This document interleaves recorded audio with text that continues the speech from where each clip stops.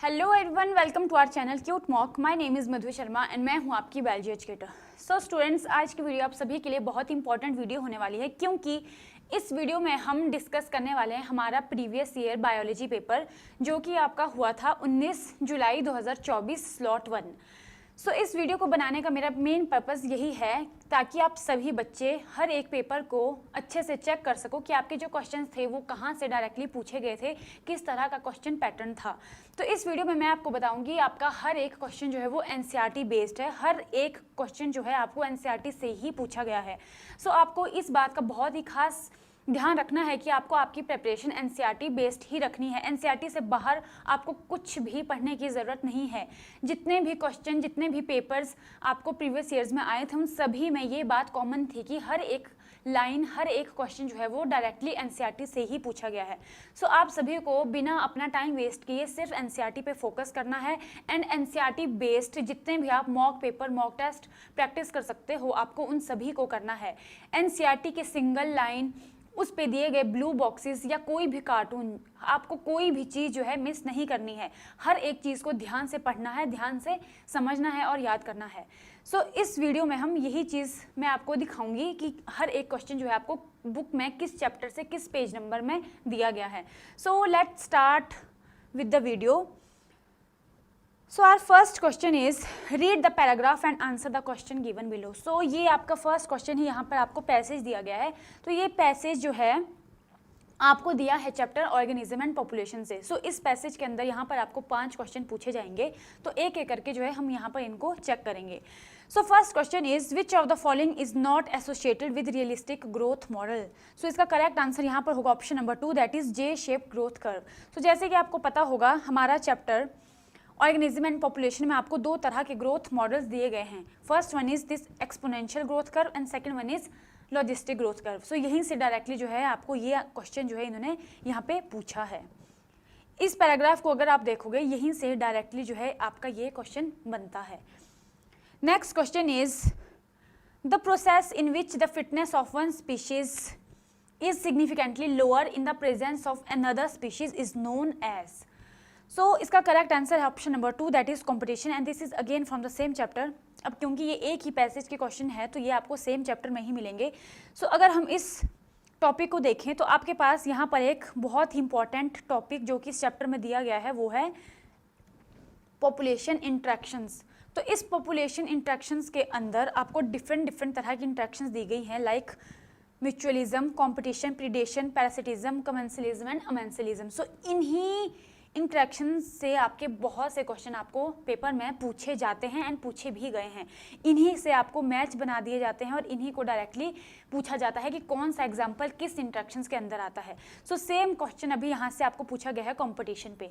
So this is given in your NCERT page number 197। सो इस topic से जो है आपके बहुत से क्वेश्चन आपको आगे भी पूछे जाएंगे। Next question is Which of the following is not classified into the category of parasites? Again from the same chapter, इसका आंसर है मस्कीटो। सो ये भी आपको सेम इसी पॉपुलेशन इंट्रैक्शन के अंदर ये जो यहाँ पर पैरासिटिज्म टॉपिक है इसी के अंदर जो है आपको ये क्वेश्चन मिल जाएगा। यहाँ पर डिफरेंट करके भी जो है इन टॉपिक्स को एक्सप्लेन किया गया है। सो अगर हम पैरासिटिज्म की बात करें तो यहाँ पर जो है आपको पेज नंबर 199 में जो है पैरासिटिज्म को एक्सप्लेन किया गया है और यहीं पर इसी के अंदर से डायरेक्टली आपको जो है ये एग्जाम्पल पूछे गए हैं। So our next question is which of the following set of organisms is an example of commensalism. So again from the same topic, same chapter. तो ये क्वेश्चन भी जो है आपको कमेंसलिज्म के अंदर इसी पॉपुलेशन इंट्रैक्शन में मिल जाएगा, जिसका आंसर है सी anemone and clone fish. Next question is Which of the following is correct among the following statements related to species interaction? So again from the same chapter and same topic. So यहाँ पर इसका answer हमारे पास हो गया option number 2, that is predators help in maintaining species diversity in a community. So ये question जो है ये भी आपको डायरेक्टली इसी टॉपिक से पूछा गया है। तो ये सभी क्वेश्चन आपको यहीं पर इसी चैप्टर में इसी टॉपिक के अंदर मिल जाएंगे। Our next question is next question is again a paragraph. Read the paragraph and answer the question given below. So ये यहाँ पर आपको ह्यूमन रिप्रोडक्शन चैप्टर से ये पैसेज दिया गया है एंड इसके अंदर भी जो है आपको 5 क्वेश्चन पूछे जाएंगे जो कि आपको मिल जाएंगे ह्यूमन रिप्रोडक्शन चैप्टर पे। So our first question is the nucleus is present in dash of human sperm. So इसका राइट आंसर है option number 3 that is head. और अगर हम इस क्वेश्चन को देखें तो this is a human reproduction chapter और यहाँ पर आपको स्ट्रक्चर दिया गया है किसका, ह्यूमन स्पर्म का। और इसी पैराग्राफ से डायरेक्टली जो है ये क्वेश्चन आपका पूछा गया है। और यहाँ पर अगर आप देखो यहीं पे ये लाइन लिखी है, the sperm head contain and elongated haploid nucleus. So directly इस लाइन से, इस पैराग्राफ से जो है ये क्वेश्चन आपको पूछा गया है। Next question is which hormone is essential for maintenance of endometrium during luteal stage. So इसका करेक्ट आंसर है option number 3 that is progesterone. ये भी आपको सेम चैप्टर से ही पूछा गया है। This question is again from same chapter. ये आपको मिल जाएगा यहाँ पर, सेम लाइंस आपको पेज नंबर 35 में मिल जाएगी, जहाँ पर लिखा है द कॉर्पस ल्यूटियम के बारे में। This corpus luteum is essential for maintenance of endometrium because this endometrium is necessary for implantation of fertilized ovum. So this is again from this paragraph. तो ये क्वेश्चन भी आपको डायरेक्टली यहीं से पूछा गया है। अब चलते हैं हमारे नेक्स्ट क्वेश्चन पे। The transformation of spermatids into spermatozoa is known as, the correct answer is option number 2 that is spermiogenesis. So ये क्वेश्चन भी आपको इसी चैप्टर में मिल जाएगा, किस टॉपिक के अंदर, स्पर्मियोजेनेसिस और oogenesis। अब यहाँ पर आपको दो टॉपिक डिटेल में एक्सप्लेन किए गए हैं, स्पर्मेटोजेनेसिस एंड oogenesis। तो ये जो स्पर्मेटोजेनेसिस पेज नंबर 33 में दिया गया है, यहाँ से डायरेक्टली जो है आपका ये क्वेश्चन इन्होंने पूछा है। Next question is how many chromosomes are present in human primary spermatocyte. The correct answer is option number 1 that is 46। And ये क्वेश्चन अगेन आपको सेम टॉपिक स्पर्मेटोजेनेसिस से ही पूछा गया है, जहाँ पर इसका आंसर है 46। स्पर्मेटोगोनिया में जो है क्रोमोसोम नंबर 46 होता है। Next question is what is the first sign of growing foetus. So जो ग्रोइंग फीटस होता है उसका फर्स्ट साइन क्या होता है। सो इसका correct answer option number 3 that is formation of heart. ये भी आपको मिल जाएगा सेम चैप्टर में।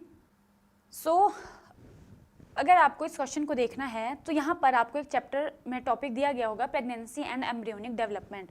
सो प्रेगनेंसी एंड एम्ब्रियोनिक डेवलपमेंट के अंदर पेज नंबर 38 में आपको यहाँ पर एक पैराग्राफ दिया गया होगा।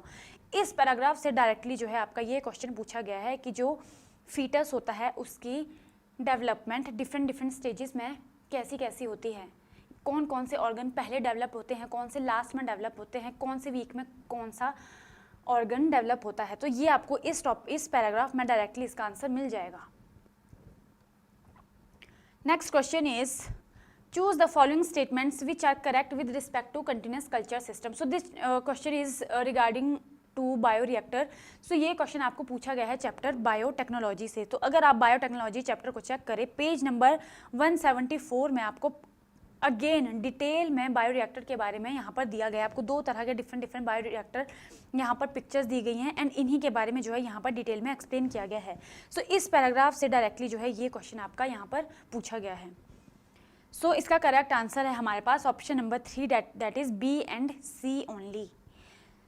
Next question is the increase in the rate of species loss in the world is due to. तो यहाँ पर आपको 5 स्टेटमेंट्स दी गई हैं एंड आपको चूज करनी है करेक्ट ऑप्शन कि वर्ल्ड में जो डिफरेंट स्पीशीज उनके लॉस होने का रीजन क्या है। तो यहाँ पर हमारा correct answer option number 2 that is B, D and E. And ये क्वेश्चन आपको पूछा गया है चैप्टर बायोडाइवर्सिटी एंड कंजर्वेशन से। सो अगर आप बायोडाइवर्सिटी एंड कंजर्वेशन चैप्टर को चेक करेंगे, यहाँ पर आपको एक टॉपिक मिलेगा cause of biodiversity losses. So there are different causes of biodiversity loss, जिसमें हमारे पास आता है first one is habitat loss and fragmentation, next one is over exploitation, third one is alien species and invasion, fourth cause is co extinction. इन्हीं 4 में से जो है डायरेक्टली इन्हीं 4 पैराग्राफ्स में से एक लाइंस को उठाया गया है एंड इसी में से ये क्वेश्चन यहाँ पर बना है। So next question is deserts, rainforest, mangroves, coral reefs, wetlands, estuaries and alpine meadows in India represents। इसका right answer है ecological diversity। First option is correct and this question is again from the same chapter biodiversity और ये आपको मिल जाएगा इस chapter के starting में ही। आपको पेज नंबर पेज नंबर 217 में आपको 3 तरह के यहाँ पर दिए गई होंगी biodiversity. First one is genetic biodiversity, second one is species diversity and third one is ecological diversity. तो यहीं से डायरेक्ट जो है ये क्वेश्चन आपको इकोलॉजिकल डाइवर्सिटी पे पूछा गया है। Next question is tropical regions account for greater biological diversity because of the following reason except. So the correct answer is option number 2, lower predation due to diversity of food availability. This question is again from the same chapter, biodiversity. Page number 219. So page number 219 में अगर आप देखोगे इस paragraph को तो यहाँ पर जो है आपको ये क्वेश्चन का आंसर मिल जाएगा। So आपको ये चीज़ इस पैराग्राफ के अंदर मिल जाएगी पेज नंबर 219 में। Next question is the total energy fixed by a green plant is called, so the correct answer is option number 2, primary production, and this question is from the chapter ecosystem. Ecosystem में हमारे पास एक topic आता है productivity, and productivity के अंदर आती है primary productivity and secondary productivity. So page number 206 और 207 में जो है आपको ये टॉपिक डिटेल में मिल जाएगा, जहाँ से जो है डायरेक्टली आपसे ये क्वेश्चन पूछा गया है। Next question is which one of the following statements is wrong regarding ecological pyramid? So the correct answer is option number 4. They considered the same species belonging to 2 or more trophic levels. So this question is again from the same chapter ecosystem. अगर आप ecosystem chapter को check करें, यहाँ पर आपको अलग से एक टॉपिक दिया गया होगा ecological pyramids. So ecological pyramids के अंदर आपको डिफरेंट तरह के पिरामिड्स मिल जाएंगे, pyramid of biomass, pyramid of number, pyramids of energy. So इसी टॉपिक से यहीं से जो है आपको ये क्वेश्चन डायरेक्टली पूछा गया है। So next question is in which of the following ecosystem detritus food chain is the major source of energy. So इसका जो हमारा डायरेक्ट आंसर है which is forest ecosystem, which is option number 3। तो ये question आपको पूछा गया है again from the same chapter ecosystem. अगर आप पेज नंबर 209 और 210 पर चेक करोगे तो यहाँ पर आपको मिल जाएगा topic detritus food chain, DFC के बारे में। सो अगेन इसी पैराग्राफ से डायरेक्टली जो है ये क्वेश्चन आपका यहाँ पर बनता है। Next question is match list 1 with list 2। तो यहाँ पर आपके पास एक मैच दिया गया है जिसमें आपको कुछ जीन प्रोडक्ट यहाँ पर लिखे गए हैं, like peptide, alpha one antitrypsin, cry one A B, alpha lactalbumin. So ये जो आपका मैच है इसका करेक्ट आंसर है option number 2, that is 3412। This question is from the chapter biotechnology and application. So यहाँ पर स्टडी ऑफ डिजीज में भी यूज होता है। Second one is biological product, third one is vaccine safety, fourth one is chemical safety testing. So इस पूरे paragraph से जो कि है पेज नंबर 184 में, यहीं से जो है डायरेक्टली आपसे ये क्वेश्चन इन्होंने पूछा है। Next question is identify the incorrect statements. आपके पास 5 स्टेटमेंट्स यहाँ पर दी गई हैं, आपको जो इनकरेक्ट होंगी वो चूज करनी है। सो इसका correct answer option number 1, that is A, B and D। So this question is again from the same chapter biodiversity and this is again from the same chapter biotechnology. अब अगर आप biotechnology chapter को देखें तो यहाँ पर आपके पास एक टॉपिक होता था BT cotton. This BT cotton से जो है डायरेक्टली ये क्वेश्चन आपको पूछा गया है। अगर आप 179 पेज नंबर पर आएंगे, यहाँ पर डिटेल में जो है आपको ये टॉपिक अच्छे से एक्सप्लेन किया हुआ मिल जाएगा, जहाँ से डायरेक्टली जो है आपके ये क्वेश्चन पूछा है। Next question is transposons are, so this the correct answer is option number 2, jumping genes. This topic is again from the same chapter biotechnology and application। तो ये क्वेश्चन जो है ये भी आपको इसी सेम चैप्टर में मिल जाएगा। Next question is for which of the following human disease transgenic model was not developed. So the correct answer is AIDS. This question is again from the same chapter biotechnology. तो ये भी आपको इसी chapter में देखने को मिल जाएगा। तो अगर आप चेक करेंगे पेज नंबर 183, पेज नंबर 183 में हमारे पास एक टॉपिक है स्टडी ऑफ डिजीज। सो यहीं से जो है डायरेक्टली आपसे ये क्वेश्चन पूछा गया है।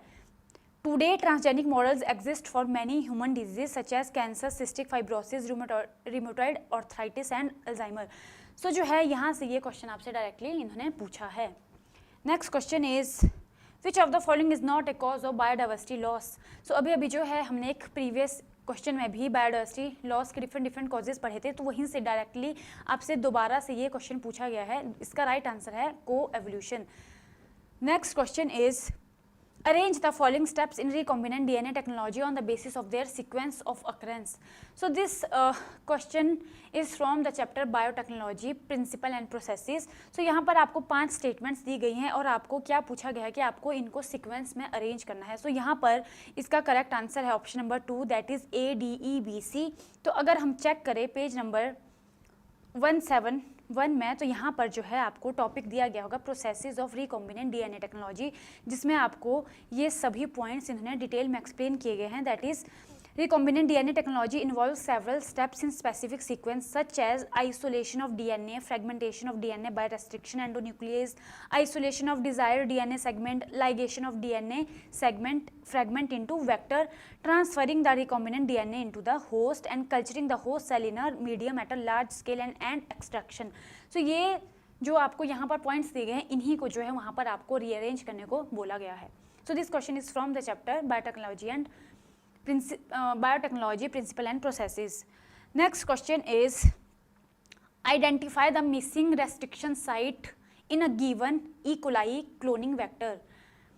अब यहाँ पर आपको ये question again same chapter biotechnology principle and processes से पूछा गया है, जिसका आंसर हमारे पास है option number 1.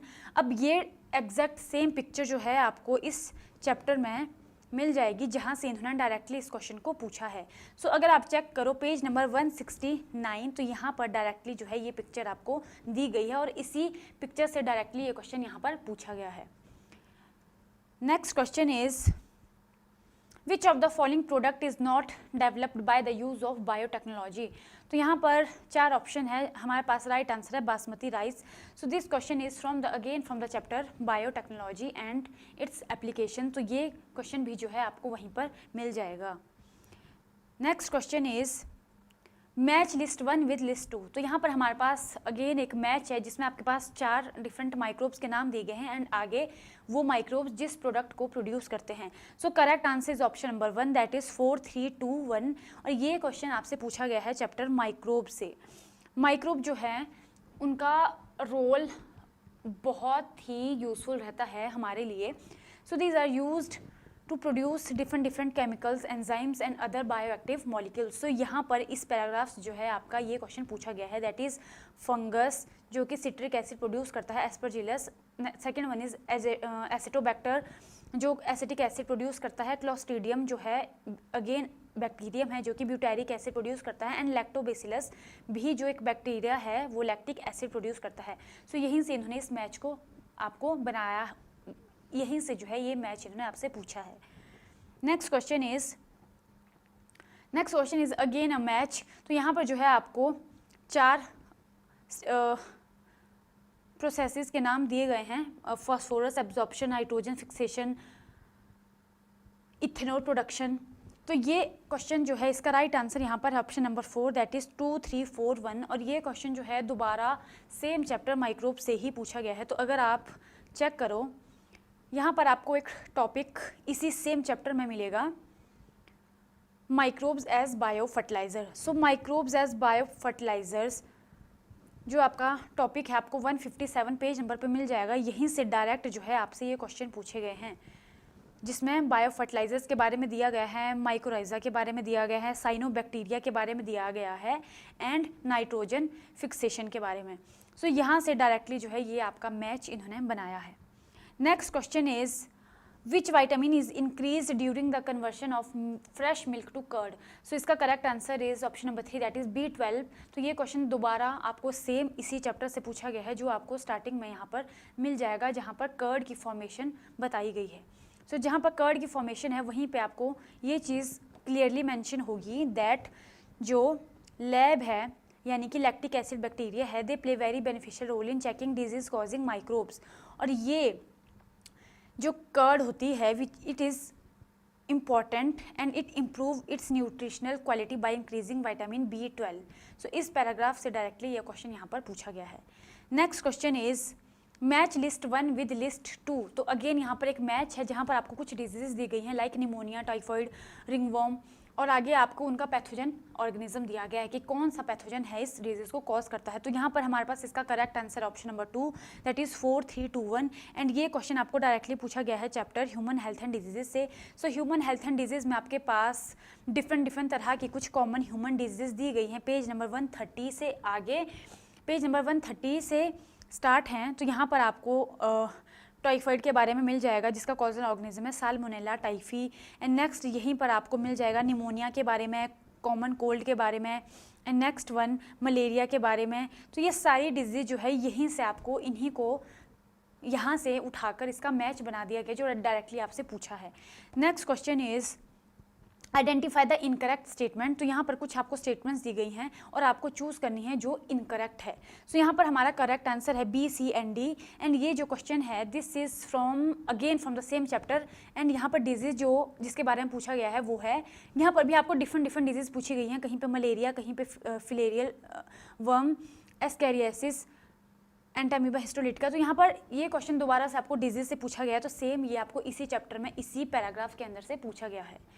Next question is the yellowish fluid secreted by mother during initial days of lactation has abundant। इसका करेक्ट आंसर है इम्यूनोग्लोबुलिन A।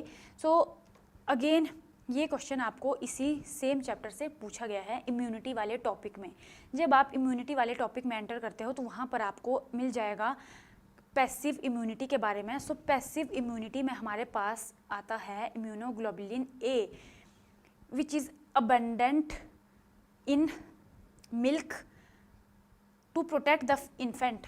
सो जो मदर का मिल्क होता है जो फीटस को हेल्प करता है उसके डेवलपमेंट में, उसमें जो है अबंडेंट इम्यूनोग्लोबुलिन A प्रेजेंट होता है। तो ये आपको मिल जाएगा अगेन इस सेम चैप्टर में, पेज नंबर जो है ये है 136। Next question is toxic substance released with rupturing of RBC during malaria fever is. इसका करेक्ट आंसर है hemozoin that is option number 3। This is again from same chapter जहाँ पर हमने मलेरिया के बारे में देखा था। यहाँ पर जो है आपको पेज नंबर 132 में डिटेल में मलेरिया की डिफरेंट स्टेजेस के बारे में बताया गया होगा कि कैसे जो है मलेरिया आपको होता है, जो कि उसका कॉजल ऑर्गेनिज्म होता है प्लाज्मोडियम। सो यहीं पर आपको मिल जाएगा हीमोजोइन के बारे में जो आपको आपके क्वेश्चन में पूछा गया है। अगर आप यहाँ पर देखो पेज नंबर 131 में डायरेक्टली जो है हीमोजोइन के बारे में लिखा आपको मिलेगा। सो पेज नंबर 131 में जो है ये आपको क्वेश्चन मिल जाएगा। यहाँ पर लिखा है haemozoin which is responsible for the chill and high fever. So यहाँ से जो है ये आपका क्वेश्चन बनता है। Next question is match again. So यहाँ पर कुछ एवोल्यूशनरी प्रोसेसेस दी गई हैं like divergent evolution, convergent evolution, anthropogenic evolution and adaptive radiation. ये आगे इनके कुछ एग्जाम्पल दिए गए हैं। सो यहाँ पर इसका correct answer option number 1 that is 3142। This question is from evolution. तो अगर आप एवोल्यूशन चैप्टर को चेक करें तो एवोल्यूशन चैप्टर में आपको डिफरेंट तरह की जो है यहाँ पर एवोल्यूशनरी प्रोसेसेस मिल जाएंगी। सो यहाँ पर आपको फर्स्ट में ही दिया है डाइवर्जेंट एवोल्यूशन के बारे में। एंड नेक्स्ट पेज नंबर 115 में आपको मिल जाएगा कन्वर्जेंट एवोल्यूशन के बारे में। एंड यहीं पर आपको टॉपिक मिल जाएगा एडेप्टिव रेडिएशन पे। सो इस चैप्टर में यहाँ पर डिटेल में जो है ये टॉपिक आपको मिल जाएंगे। Next question is arrange the following steps of decomposition in correct order of their sequence. Humification, fickle metal, leaching and mineralization. So यहाँ पर आपको कुछ स्टेप्स दिए गए हैं डीकम्पोजिशन के जिनको आपको उनके करेक्ट ऑर्डर में अरेंज करना है। तो यहाँ पर हमारा करेक्ट आंसर है option number 3 that is BCAD। और ये क्वेश्चन आपको पूछा गया है चैप्टर इकोसिस्टम से। इकोसिस्टम चैप्टर में हमारे पास एक टॉपिक आता था डीकम्पोजिशन। सो जो डीकम्पोजिशन टॉपिक है, डीकम्पोजिशन से जो है डायरेक्टली ये यहाँ पर क्वेश्चन आपको पूछा गया है। जब आप डीकम्पोजिशन टॉपिक के बारे में डिटेल में पढ़ोगे यहाँ पर आपको सभी के सभी स्टेप्स आपको डिटेल में मिल जाएंगे। The important steps in the process of decomposition are fragmentation, leaching, catabolism, humification and mineralisation. यहीं से जो है ये क्वेश्चन बनता है पेज नंबर 207 में। Next question is arrange the following on the basis of their origin earliest to latest. So this question is from the chapter evolution जहाँ पर आपको टॉपिक मिलता है ह्यूमन एवोल्यूशन।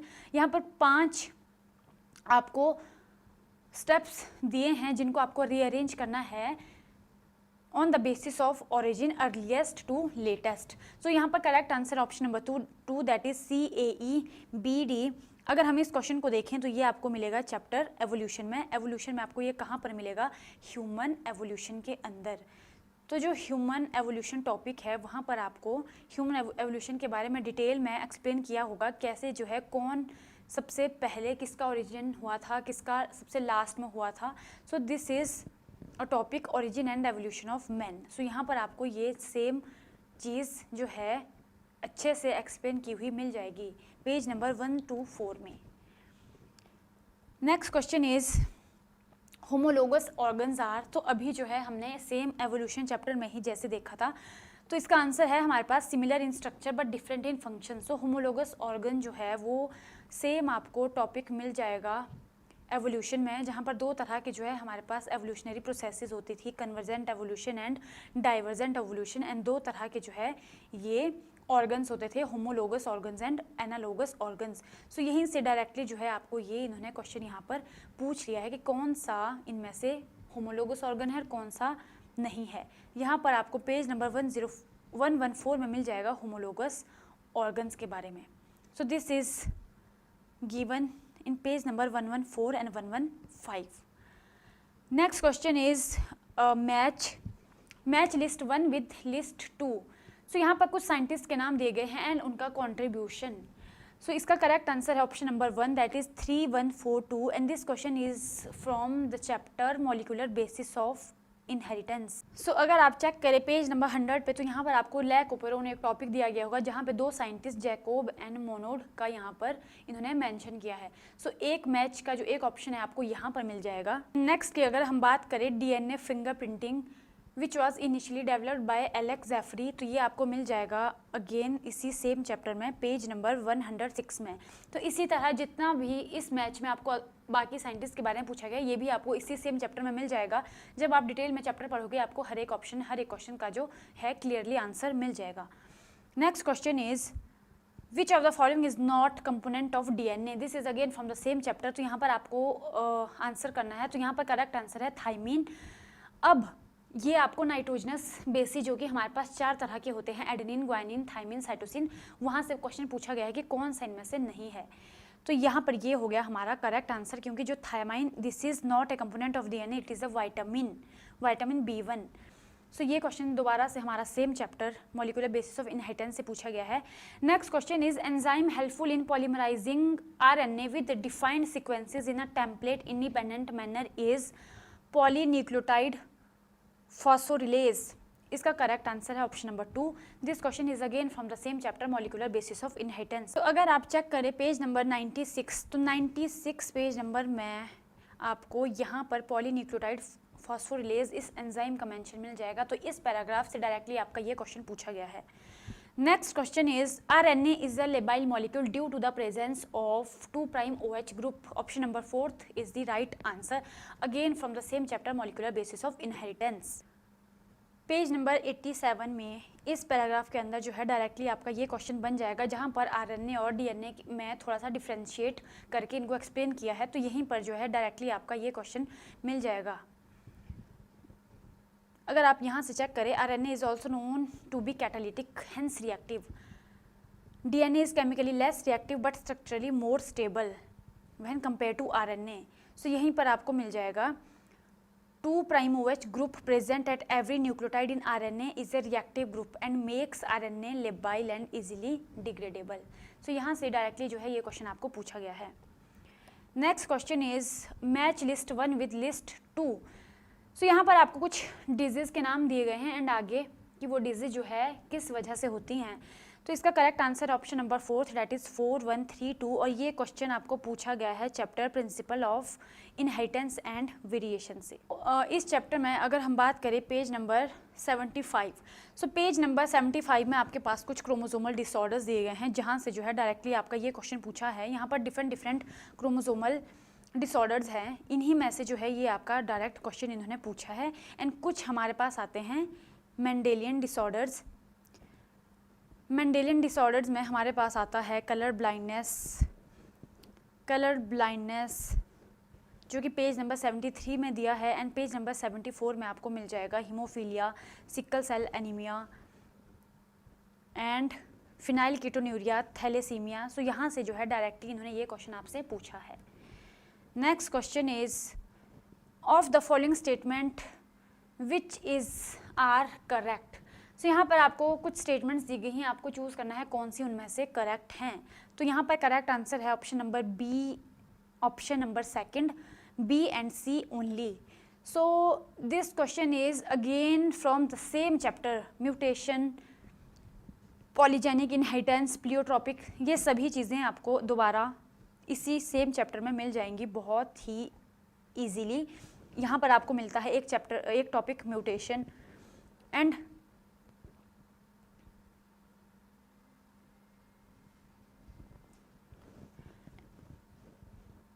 यहीं पर हमें दूसरा टॉपिक मिलता है polygenic inheritance and pleiotropy.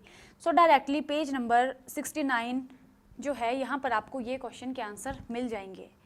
Next question is gene HBB for beta thalassaemia is present on which chromosome. So correct answer is option number 11, option number third which is 11।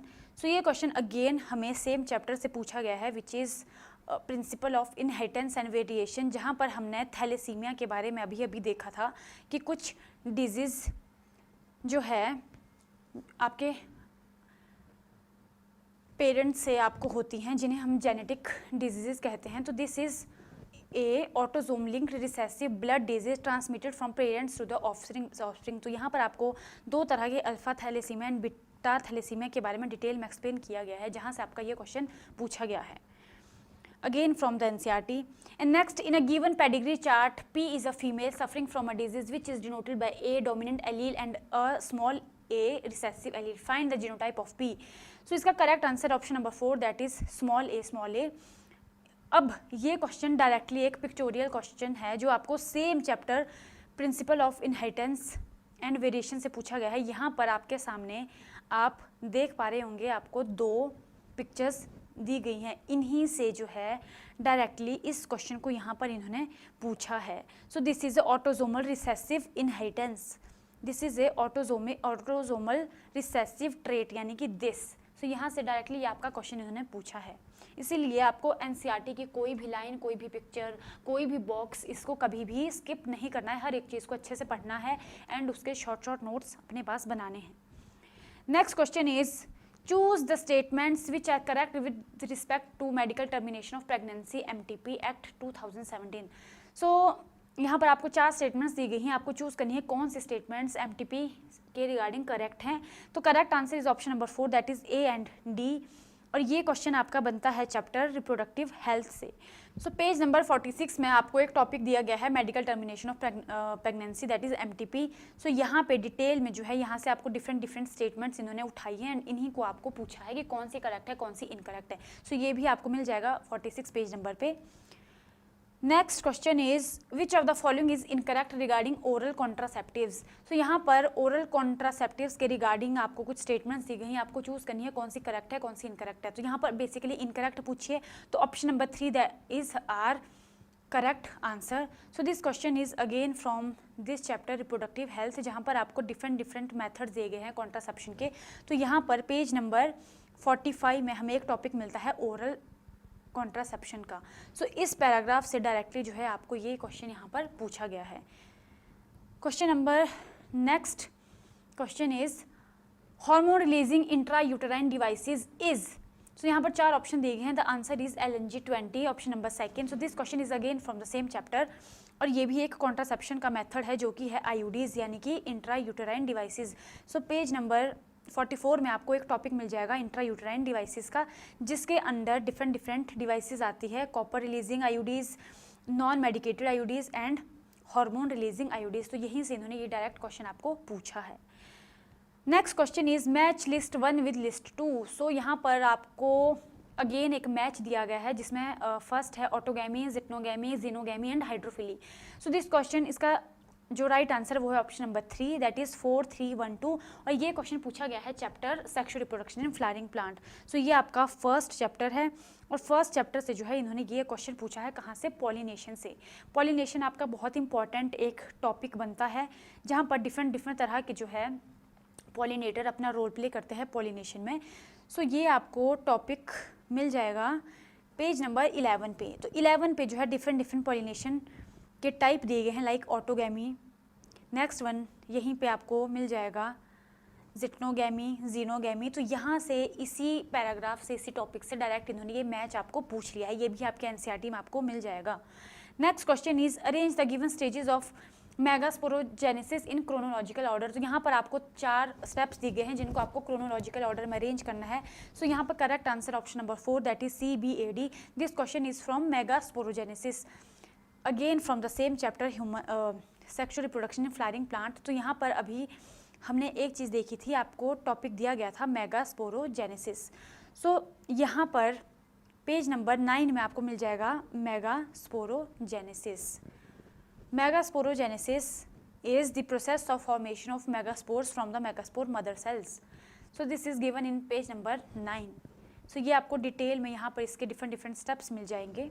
तो यहाँ से जब आप इसको पढ़ोगे आपका ये क्वेश्चन जो है इजीली सॉल्व हो जाएगा। Next question is production of seeds without fertilisation is known as apomixis. This second option is the correct answer. This question is again from the same chapter sexual reproduction in flowering plant. ये topic आपको इस chapter के last pages में मिल जाएगा detail में। सो यहाँ पर एपोमिक्सिस एंड पॉलीएम्ब्रियोनी एक टॉपिक मिलेगा पेज नंबर 22 में। यहीं से आपको डायरेक्टली ये क्वेश्चन इन्होंने पूछा है। So produce seeds without fertilisation is called apomixis. Next question है, सो ये था हमारा complete paper. I hope this video will be helpful to you all, क्योंकि यहाँ पर हमने एक चीज़ बहुत ही डिटेल में समझ ली है कि जितने भी क्वेश्चन आपके इस पेपर में थे या बाकी पेपर्स में थे, सभी के सभी क्वेश्चन जो है आपको डायरेक्टली एनसीईआरटी से ही पूछे थे। एनसीईआरटी की पिक्चर से डायरेक्ट, एनसीईआरटी की एक लाइन से डायरेक्ट जो है आपको क्वेश्चन पूछे गए हैं। सो आपको क्या करना है, आपको ज़्यादा से ज़्यादा एनसीईआरटी बेस्ड मॉक्स जो है उनको प्रैक्टिस करना है ताकि आपकी प्रिपरेशन बहुत ही अच्छे से हो सके और आपका टाइम भी वेस्ट ना हो। तो इसके लिए आप क्या कर सकते हो, जितने भी आपको प्लेटफॉर्म मिलते हैं जो एनसीईआरटी बेस्ड आपको पढ़ाते हैं, आपको उनके मॉक टेस्ट को प्रैक्टिस करना है। सो हमारे प्लेटफॉर्म यानी कि CUT मॉक पर भी आपको चैप्टर वाइज फुल मॉक्स और सारे के सारे प्रीवियस ईयर पेपर्स आपको मिल जाएंगे। सारे के सारे एनसीईआरटी बेस्ड हैं। आपको वहाँ पर जाकर उन मॉक्स को लेना है और उनको प्रैक्टिस करना है, जितना ज़्यादा आप प्रैक्टिस कर सको, जिससे जो है आपको अच्छा स्कोर मिलेगा, अच्छे कॉलेज में जो है आपकी एडमिशन होगी।